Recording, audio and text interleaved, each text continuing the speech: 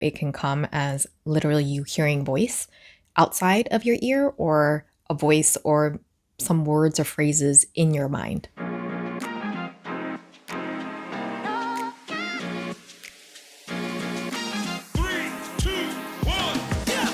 After leaving the corporate 9-to-5 grind, I became the boss of my own spiritual business, helping others explore and navigate the human experience from insight, wisdom, and lessons learned along the way.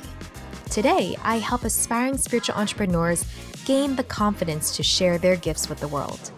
Welcome to the Happy Healing Shop podcast. I'm your host, Trang Pham Nguyen, and each week we'll dive into incredible stories of strength, resilience, and transformation.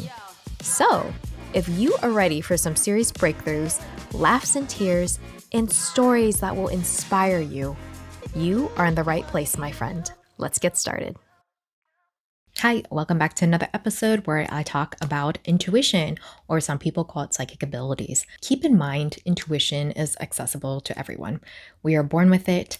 Some of us are more open than others when we are born. And the thing is, most of us lose touch with it because of the society or the culture or religion we grew up with. I'm Vietnamese, born Catholic. We don't really talk about intuition and psychic abilities and tarot. That was never in the household. The closest I got was palm reading from my grandpa. And that is how I got curious and interested in the spiritual world from him. If you grew up like me or in a certain culture society, then most likely your gifts have been suppressed. It could also, when we're young and we're kids, we're creative. But as we get older, obviously we're told that we need to grow up. We need to take care of the bills. We need to adult. We can't make irrational decisions because that's not safe for us. If you have not done so yet, grab my free and fun quiz down below to figure out what's your intuition style. Here you can uncover your unique superpower. Okay, so in the previous episode, I lightly mentioned that there are 6 different ways your intuition, or some people call it psychic abilities, can show up for you. And as always, check with a medical health professional if you have any health issues. So for me, a lot of my gifts come through claircognizance, which is the clear knowing, or clairaudience, which is where you hear things. But today I'm going to go over a few signs of each of them. So you might be able to figure out which abilities you have through today's episode. And maybe some things or some events in your life might start making sense. Things might click a little bit more. Now I'm going to start off with clairvoyance here, and that is the intuitive ability for clear seeing. And that can be seeing visuals of the past, the present, or future. So you might get random images or mental video clips, numbers, letters, flashes of lights, symbols. Maybe you see mist or fog, colors or orbs, or these shapes in your mind. You might visually see them with your eye, or you might see them in your mind. When you're listening to music, you might be getting some sort of imagery in your head. Keep in mind, if you have this, you might be thinking, isn't that everyone? But if you actually ask around, this doesn't happen to everyone. You might actually pick up things like certain colors or letters or symbols that might be associated with people or certain events, or even you might get some sort of imagery, or you might see a certain color when it's a yes, or maybe it's a no answer. Even as a kid, maybe you had an imaginary friend that you could visually see. You might be able to see some auras or like a glowing soft color when you look at animals, plants, or people. You might be more of a visual learner. You might be into the aesthetics like art, design, photography. Overall, you might be that type of friend that has a really good imagination, or you can visually see things. Or if you problem solve, you might be visually piecing all the puzzles together to see how they fit. Now with clairsentience, or some people might call it as clairempathy, it's the intuitive ability of feeling or sensing things. And a lot of people who are listening to this podcast probably fall into this category.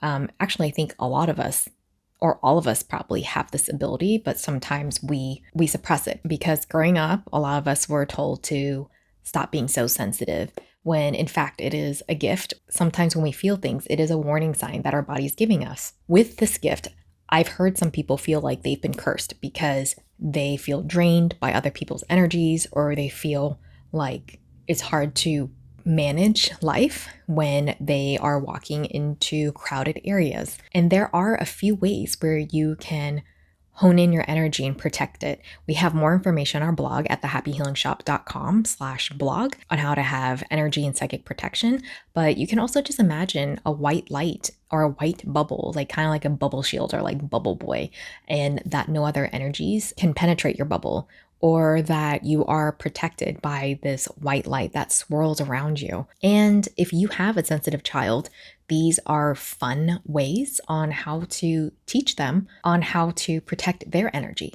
Speaking of parents with sensitive kids, we have a wonderful spiritual Facebook group called Happy Healers. And in there are so many parents that come in and are sharing stories about what their kids are going through, and other parents are also offering advice on what's helped them out. So definitely check it out if you or you know someone else that could find it to be very helpful. Okay, so back to clairsentience. You can read the energy or read the room or read people and how they are feeling. Or when you meet someone at a party or work gathering or something like that, you might be able to feel, even before they talk to you, that they might be sleazy, they might be lying. And there's a couple times where I've heard this story where they'll be like, I met my husband's friend, or I met this person, my husband's coworker, and I did not like that person at all. I don't have a good feeling about them. There's something off. That is clairsentience kicking in right there. What's even extra hard is when people think that you are judging someone before even getting to know them, being able to give them a chance. Another symptom that might show up if you are clairsentience is getting the tingles or goosebumps or just the shivers randomly, even if a room is warm. And a major way clairsentience shows up is when people get a bad gut feeling about someone, or even like you feel like you've been literally punched in the gut, or there is like a visceral, physical, unpleasant sensation you get in your body. So with the gift of claircognizance, that is clear knowing, it is divine knowing, or dropping in insight. The best way to describe this is when you say, I'm going this direction because I just know. I just know. And sometimes that does come off cocky or like overly arrogant or overly confident, but there's something inside you that says, I just know this is right, or I just know this isn't going to work out. You might have conversations in your head. Growing up as a kid, that's what I did. I always talked to myself. And also, I wouldn't be surprised in palm reading if you have an air hand. And this is where you love to be intellectually stimulated. So you might be reading books, listening to podcasts, always learning something new, always absorbing new information, always trying to solve a problem or trying to figure out how else can this be done. You might be that friend that just has a lot of ideas, thinking about possibilities. Now, this is a big one. You might get solutions, aha moments, or insights when you are in the middle of, I don't want to say meditating, but I would call it active meditating. So it could be driving home or folding laundry, washing the dishes, and brushing your teeth. Pretty much any moment where your mind kind of wanders off a bit. For example, I remember asking to myself, trying, what were you meant to do here on earth? Like, what is your purpose? And you know that moment when you walk into another room and you forgot why you walked into that room because your mind started zoning out. And I got the word in my head to build. Your purpose was to build. And that was the only word I got. And you can take it and interpret however you want. Build businesses, help build other people up, build communities, whatever. But the overall theme was to build. And finally, another way claircognizance comes through is when I talk about clairsentience, it's a lot of I feel that person is sketchy. I feel like there's something wrong with them.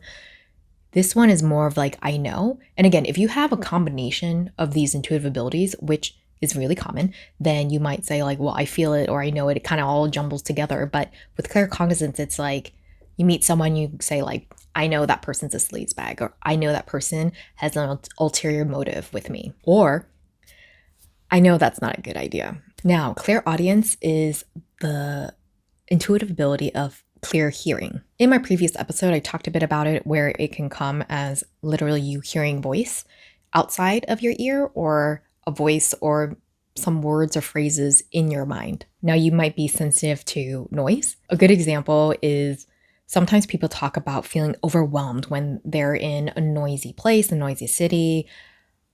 I've realized for me, I get annoyed by sudden noises, or even that car or motorcycle that revs randomly in the neighborhood. But I get extra annoyed. Another way your hearing might be a bit sensitive is when you listen to music.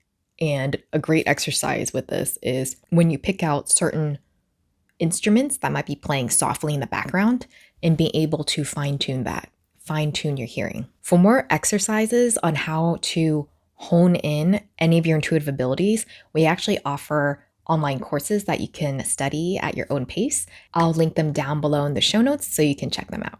Speaking of noise, you might be sensitive to them in terms of, let's say, like loud parties, certain voices, having a TV on high volume. Again, it might make you feel overwhelmed, but you might feel more irritated. And this is the thing, you might think, oh, well, isn't that everyone?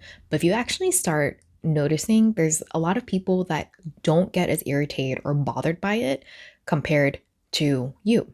And you might find yourself needing to go into quiet mode or needing to ground yourself or decompress in a more quiet area after you've been exposed to these noises. Another way this superpower can come to you is when you hear people talk or someone's talking to you, you can read and listen to what they're really trying to say, even if they're not directly saying it to you. This is another one that's really common is if you have no medical problems, but you hear this buzzing, ringing, or certain high-pitched sounds that come out of your ear, or you hear them inside your ear. You might be hearing voices that might be calling out your name, or you might hear a certain word that repeats over and over again. Or I had a colleague at Disney, I explained in my previous podcast episode how she almost crossed the street, but heard a voice that said stop.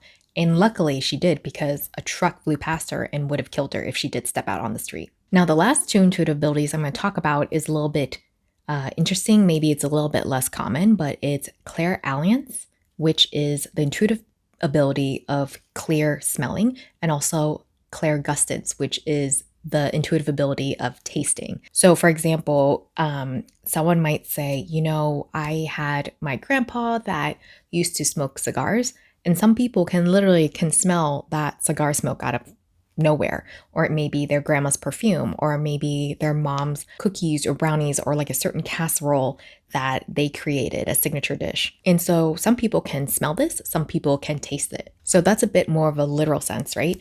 There are some people who have said they smell or taste a certain thing when it has to do with a certain event, or maybe when they're about to go into a certain situation or event that isn't good for them. They get maybe a bitter taste in their mouth or metallic or some sort of distinct taste. Some people have even reported saying they can smell or taste pregnancy or something like happiness, or they can literally taste or smell a distinct flavor or scent when someone is lying, or even when someone is sick or is ill or might have an energy blockage. Or they can smell or taste danger, or smell or taste when something is off. So there you have it. Those are the 6 ways your intuition can show up. I'd love to hear from you. Let me know which gifts you think you have. And if you are unsure, again, click the link in the show notes down below to take my free quiz to see which is your superpower. And also, if you're looking to hone in your gifts, we do offer online courses to dive deeper into it and learn how to develop them so you can make better decisions in your life, and also connect with your spirit guides and see what messages are pulling in for you. If you're looking for a spiritual community for support, check out our free Facebook group called Happy Healers. And if you'd like to join our healing membership, we have the Happy Healing Club, where we have an archive of meditations, live healing workshops, including breath work, Reiki, inner child healing, our shadow work healing journal, and so much more. Again, I'll link all those down below in the show notes. Thank you so much for being here. If you enjoyed this episode, please give us 5-star rating on Apple or Spotify, and share this episode with a friend who will find it helpful and useful. Thank you so much for being here, and I will see you next time.